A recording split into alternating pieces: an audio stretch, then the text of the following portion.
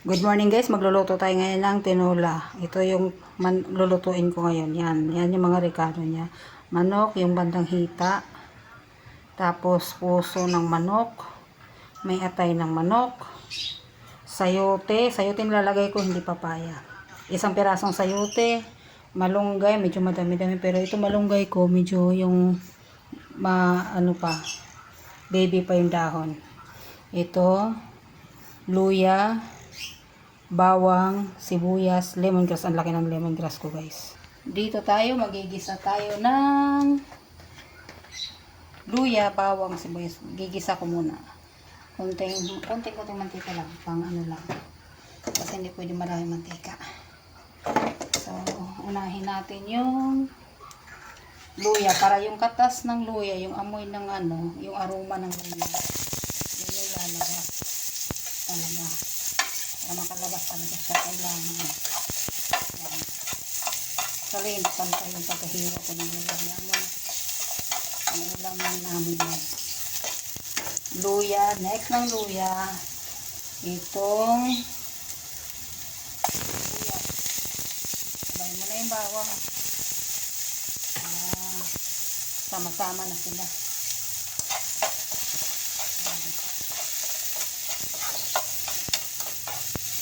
Sama-sama, luto. Konti lang to guys, kasi tatlo lang kami kakain talaga. Kaya, ayan. Lagay na natin yung manok.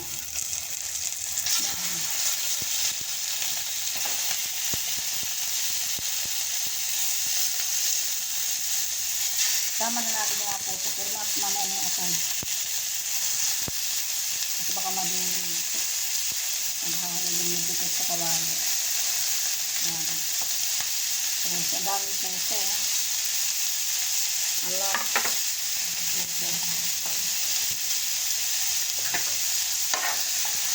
Alain natin yung konti.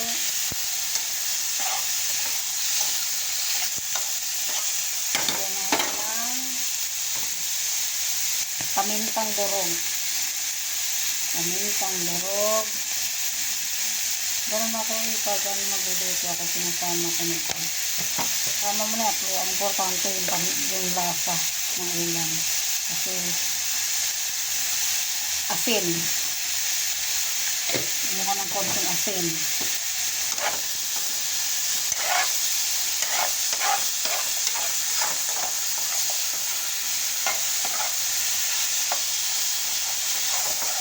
Dali guys, ang dalaga pa kung ito ako magluto. Ito ako nagluluto. Bumibili lang ako. Kaya mag-asawa na ako. Ako na magluluto. Tapos, ayan, practice. Hindi ko lang alam kung yung iba may mga paraan sila sa pagluluto. Kanya-kanya naman ang paraan yun. Kailangan sunod-sunod.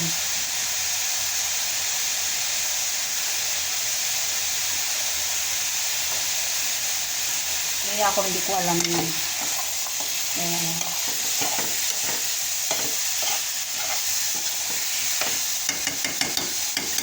Saka ko na ilagay yung atay pag nalagyan ko ng tubig. Lagyan na natin ng tubig. Para palambutin ng manok. Pag ako nagluluto, maraming sabaw. Kasi gusto naman sabaw.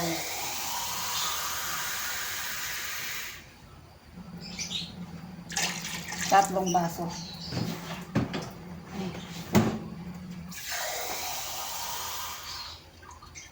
Dagdagan ko pa ng konti.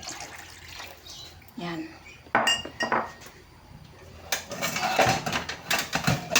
Minit lang dami, no? Ay, nakalimutan ko ilagay yung lagay na din natin tong lemongrass. Ang laki-laking lemongrass para yung amoy niya mabango ang niluluto. So, pakuluin muna natin yan. Ang balikan na lang po natin maya-maya konti. Okay, balikan na natin yung niluluto natin. Then, kanina pa siya kumukulo. So, siguro, ano na. Pero malambot naman na yung chicken eh. Lagyan natin ng 4 cubes. Pangdagdag sa lasa. Habang nagpapalambot tayo ng manok, lagay na natin tong gulay. Sayote. Isang pirasong sayote lang yan. Yan. Sayote. Para lumambot. Para sabay-sabay sila sa pagluto ng manok. Paglambot ng sayote, lagay na, yung atay pa. Lagyan na natin yung atay din. More atay ng manok. Nadurog yung atay ko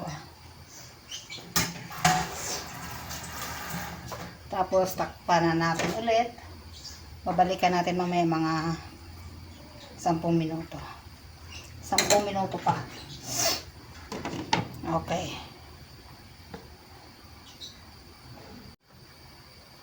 Check natin kung malambot na yung sayote.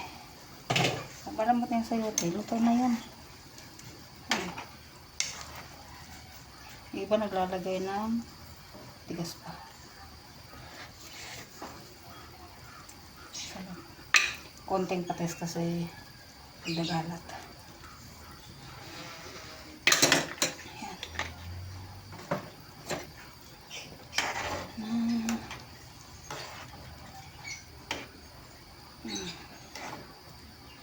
Ayan. Charan.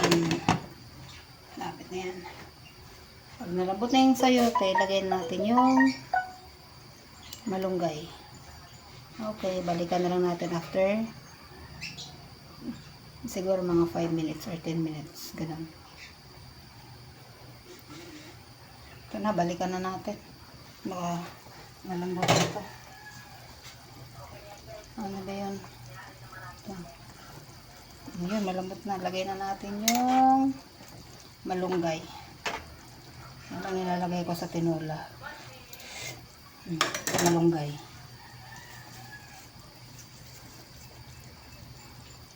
Mga bata pa yung dahon ko ng malunggay. Masarap, maraming malunggay. Masasada yung malunggay.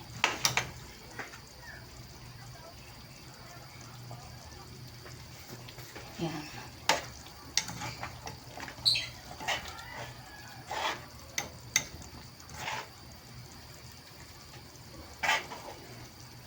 So, ayan na. Tapos na yung pagluluto natin ng tinola. Ganun lang kabilis magluto.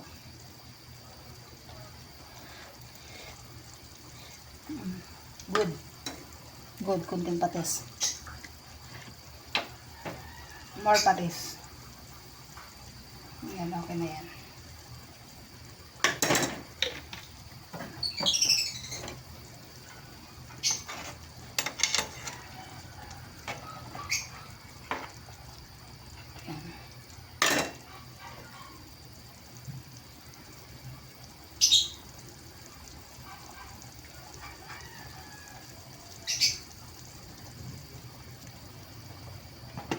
Okay na. Patayin na natin. Tapos na yan. Okay na. Takpan na natin. Bye for now. See you tomorrow. Bye-bye.